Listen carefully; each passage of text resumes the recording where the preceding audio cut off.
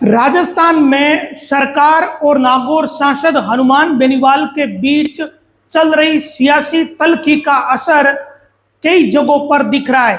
अब एक और मामले में नागौर सांसद हनुमान बेनीवाल को हाईकोर्ट में याचिका लगानी पड़ी है, हाईकोर्ट की शरण लेनी पड़ी है। प्रदेश की भजनलाल सरकार व सांसद हनुमान बेनीवाल के बीच सियासी तल्खी कई महीनों से चल रही है। इस बीच बेनीवाल को आवास खाली करने का जो नोटिस दिया था वो मामला अब और ज्यादा गर्माता जा रहा। एक तरफ हनुमान बेनीवाल पर सरकारी आवास को खाली करने का दबाव बढ़ रहा है, तो दूसरी तरफ बेनीवाल ने सरकारी आवास खाली करने को लेकर जो नोटिस दिया है उस मामले में हाईकोर्ट में चुनौती दी है। हाईकोर्ट में बेनीवाल ने याचिका दायर कर दी है। इस याचिका में ये कहा गया है कि हनुमान बेनीवाल ने किसी भी नियम का उल्लंघन नहीं किया और उनके खिलाफ राजनीतिक प्रतिशोध, राजनीतिक द्वेषता के चलते ये कार्रवाई की जा रही है। राजनीतिक प्रतिशोध के चलते जो कार्रवाई हो रही है, ये बात याचिका में बेनीवाल की तरफ से कही गई है। आवास खाली करने का जो नोटिस दिया है उस पूरे मामले में याचिका में यह भी कहा गया कि वो नियमित रूप से जयपुर आवास का किराया दे रहे और किसी भी नियम का उल्लंघन नहीं किया।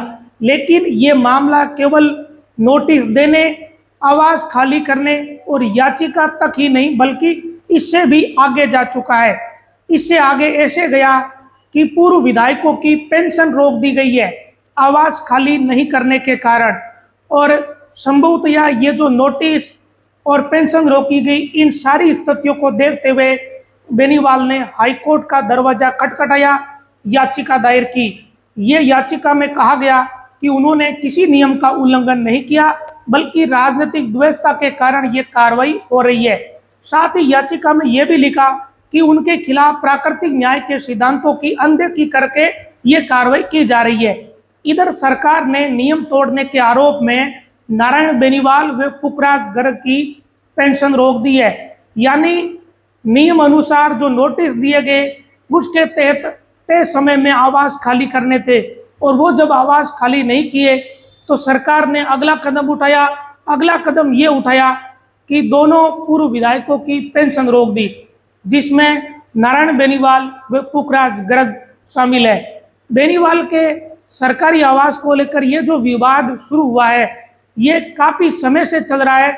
जब ऐसा ही भर्ती मामले में धरना चल रहा था, जो धरना अंतिम दौर में जब था, उस समय ये नोटिस दिए थे। तब एक बार सियासी हलचल हुई, लेकिन मामला एक बार के लिए स्लो पड़ गया था। लेकिन अब एक बार फिर ये मामला तूल पकड़ चुका है और अब ऐसा लगता है कि ये खींचतान दोनों पक्षों के बीच, सरकार और बेनीवाल के बीच ज़्यादा बढ़ चुकी है।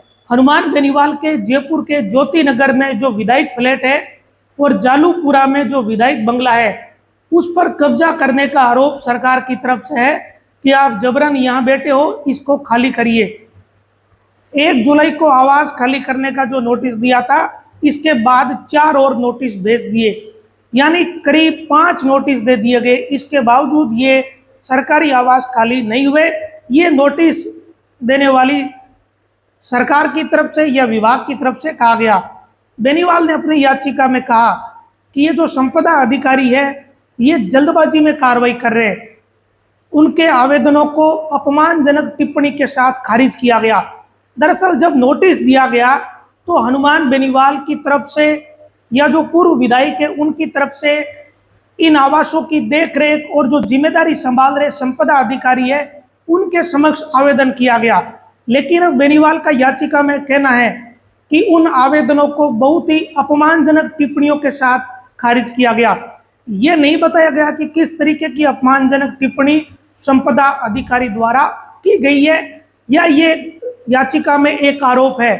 बेनीवाल ने हाईकोर्ट से नोटिस और कार्रवाई को रद्द करने की मांग की है। अब संभवतः इस मामले में अगले सप्ताह सुनवाई शुरू हो सकती है। तो आवास खाली करने का जो मामला है ये जालूपुरा और ज्योति नगर, नारायण बेनीवाल का आवास, पुखराज गर्ग का आवास और जो हनुमान बेनीवाल का ज्योति नगर का आवास है, ये तीनों से जुड़ा हुआ मसला है। और हनुमान बेनीवाल ने इस नोटिस को चैलेंज करते हुए याचिका दायर की है कि ये प्राकृतिक न्याय और सिद्धांतों के खिलाफ है, उसकी पालना नहीं की जा रही है। संपदा अधिकारी की तरफ से जो नोटिस उन्हें जारी किया गया है और उस आधार पर जो कार्रवाई आगे बढ़ा रहे हैं उसको रद्द किया जाए। सुनवाई और तथ्य रखने का उन्हें मौका नहीं दिया गया, ये बात याचिका में कही गई है। 1 जुलाई से लेकर जो नोटिस देने की और समय सीमा थी, उसमें यह कि पहली सुनवाई 11 जुलाई को हुई। इसके बाद संपदा अधिकारी अनावश्यक रूप से जल्दबाजी कर रहे, ये भी याचिका में कहा गया। और उनकी ओर से दायर जो आवेदन है उनको मनमाने ढंग से अपमानजनक टिप्पणियों के साथ खारिज कर दिया गया। जब 1 जुलाई को नोटिस दिया गया तो उसके बाद पहली सुनवाई संपदा अधिकारी के सामने 11 जुलाई को हुई थी, इस बात को लेकर कि आवास खाली करने वाला जो मसला है, लेकिन उन आवेदनों को खारिज कर दिया गया। ये बात बेनीवाल की तरफ से कही गई। और ये भी आरोप याचिका में है कि संपदा अधिकारी का ये आचरण राज्य के पक्ष में है और उनके पूर्वाग्रह को दर्शाता है।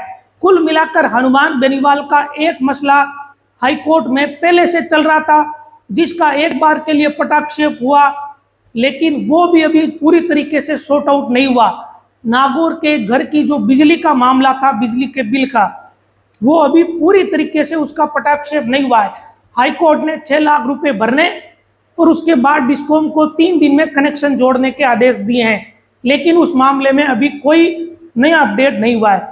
और ऊपर से अब दूसरा मामला आ गया जो आवासों से जुड़ा हुआ है, और आवास खाली नहीं करने के कारण नारायण बेनीवाल और पुखराज घर की पेंशन तक सरकार ने रोक दी है।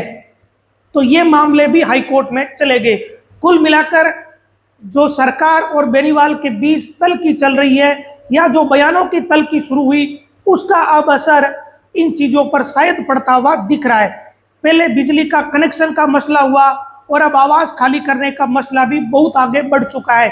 इतना आगे बढ़ चुका है कि बेनीवाल को हाईकोर्ट में याचिका लगानी पड़ी कि हमारे खिलाफ जो नोटिस है आवास खाली करने के, उन नोटिस को रद्द करिए, हमें राहत दीजिए, यही याचिका है। तो अब जब अगले सप्ताह संभवतः या इसकी सुनवाई शुरू होगी, तब पता चलेगा कि हाईकोर्ट आवास और नोटिस के मामले में क्या डायरेक्शन देता है। इसमें जालूपुरा के 2 आवास है और एक ज्योति नगर का फ्लैट है। ज्योति नगर का फ्लैट हनुमान बेनीवाल को आवंटित हुआ था जब वो विधायक थे, और जालूपुरा के जो 2 आवास है वो नारायण बेनीवाल और पुखराज घर को तब आवंटित हुए थे जब वो विधायक थे। अब वो विधायक नहीं है तो उन्हें आवास खाली करने के नोटिस मिले, उन्होंने परवाह नहीं की, तो संपदा अधिकारी ने और नोटिस दिए, फिर भी परवाह नहीं हुई, तो फिर सरकार ने पेंशन ही रोक दी। अब ये स्थितियां इस पूरे प्रकरण में है। अब इसके पीछे आगे क्या कहानियां हैं, क्या राजनीतिक हालात है, वो किसी से छुपे हुए नहीं है। सब स्वतः ही इन चीज़ों को समझते हैं कि जब सरकार से टकराव होता है या तल्खी होती है, तब ऐसी परिस्थितियां आती ही आती है। नमस्कार।